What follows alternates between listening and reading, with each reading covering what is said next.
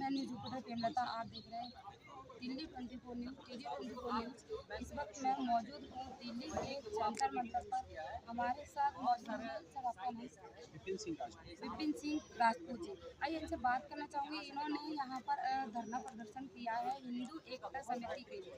तो जानना चाहूँगी सर, आप यहाँ पर धरना प्रदर्शन कर रहे हो हिंदू एकता समिति के लिए, तो समाज को क्या जागरूकता देना चाहिए? समाज को जागरूकता हमारा देने का एक ही मकसद है कि एक संगठित समाज का निर्माण हो, जिससे एक सुरक्षित भविष्य हम अपने बच्चों को दे सकें। जो अभी इस समय माहौल चल रहा है समाज में, तो समाज में अभी चल रही है गतिविधियां, हमारे हिंदू विरोधी गतिविधियां चल रही हैं, उसका दमन किया जाए सरकार के माध्यम से हो।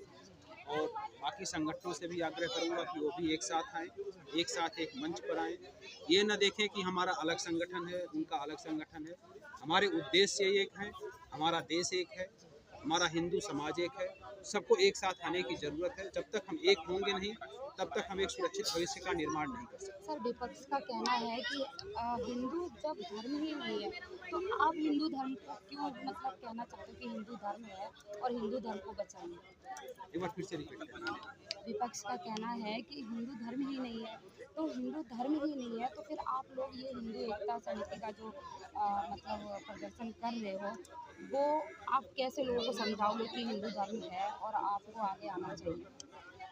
देखिए, हिंदू धर्म जो होता है ये कोई ऐसा नहीं है कि बहुत पुराना है। हमारा जो समाज है, हमारा सनातन संस्कृति है, ये आज से नहीं है, जब से सृष्टि का निर्माण हुआ है तब से। आप के माध्यम से मैं इतना कहना चाहूँगा विपक्ष को भी कि इस्लाम में उनके जो भी आए यहाँ पे, उन्होंने ये बोला कि हम ऊपर वाले के संदेशवाहक हैं। ईसाई धर्म में आए, उन्होंने बोला कि मैं ऊपर वाले का मैसेंजर हूँ। हमारे ही धर्म में भगवान श्री कृष्ण ने बोला कि मैं स्वयं भगवान हूँ। तो जब हमारे धर्म के लोगों ने, हमारे देवी देवताओं ने जब ये बोल दिया कि वो कोई संदेशवाहक नहीं है, वो स्वयं भगवान है। हम आसमान की भी पूजा करते हैं, सूर्य की भी पूजा करते हैं, हवा की भी पूजा करते हैं, और सब हमारे सनातन संस्कृति से जुड़े हुए हैं। तो जो विपक्ष ये भ्रम फैला रहा है कि ऐसा कोई धर्म नहीं है, तो उनसे हम ये पूछना चाहते हैं कि वो किस धर्म के? आप लोगों के माध्यम से अगर हमारी बात उन तक जाती है, तो उनसे हम ये पूछना चाहते हैं कि अगर वो हिंदू नहीं है तो वो क्या है?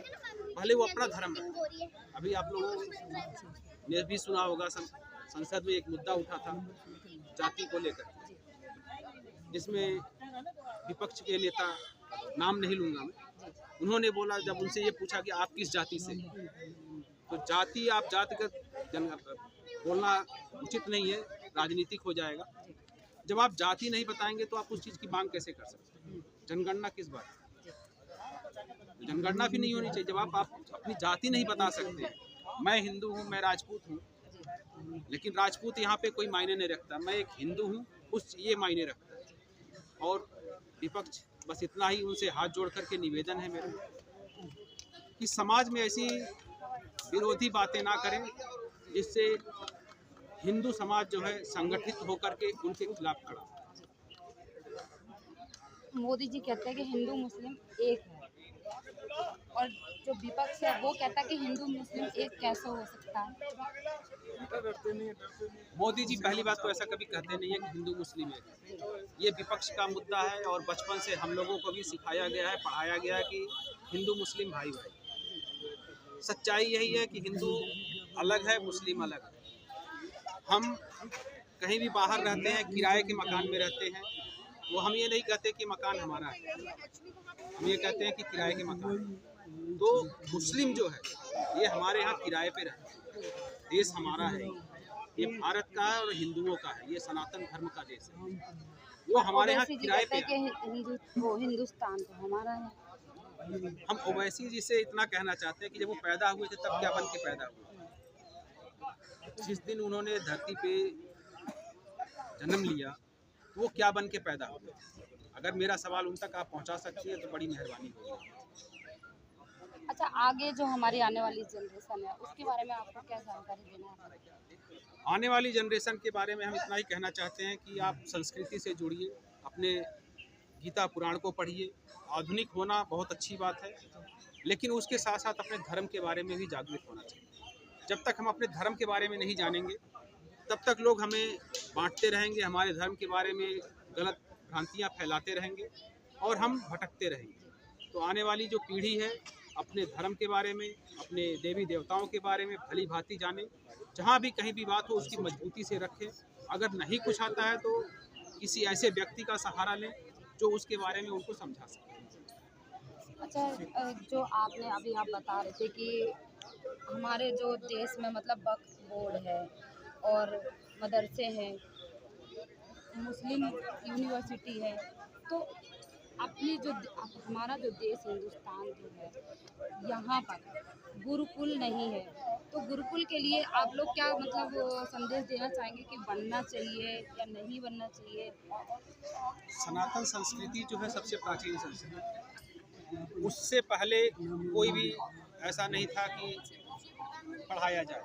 हमारी जो संस्कृति है, हमारे उसमें से एक प्रमुख मांग वो भी रखा गया है कि जो भी आप कॉन्वेंट स्कूल हो या सरकारी स्कूल हो या प्राइवेट स्कूल हो, सभी माध्यमिक शिक्षा बोर्ड में हमारी सनातन संस्कृति शिक्षा को शामिल किया जाए और उसको एक सही तरीके से जो हमारी पीढ़ी है उनको उसके बारे में बताया, जिससे धर्म की भावना जागृत हो। और जो लोग आज के डेट में आधुनिकता के तौर पे भटक रहे हैं, जिनको कुछ पता नहीं है और फेसबुक सोशल मीडिया के माध्यम से अपने आप को समझते हैं कि हम सबसे बड़े बुद्धिमान बन गए हैं, तो उनको अपने धर्म के बारे में रामायण, गीता और भी पुराण हैं सब पढ़ना चाहिए, उसके बारे में समझना चाहिए और ज़रूर पढ़ना चाहिए। आपने अभी देखा कि सबका कहना था कि जो यहाँ पर इन्होंने हिंदू एकता समिति का प्रदर्शन किया हुआ है, उनका कहना है कि हिंदू अगर जागता है और एक होता है, एकजुट होकर जब लड़ेगा तो ही देश का उद्धार होगा, वरना हमारे देश में जो आज हो रहा है वही आगे होता रहेगा। हमारे देश की जो बेटियां हैं वो सेफ नहीं है। और हिंदू एकता मिशन का जो इन्होंने रखा हुआ है वो इसीलिए रखा हुआ है कि हमारी जो महिलाएं हैं, हमारे बच्चे जो है, आने वाले जनरेशन जो है वो भी इस चीज़ को समझे और देखे।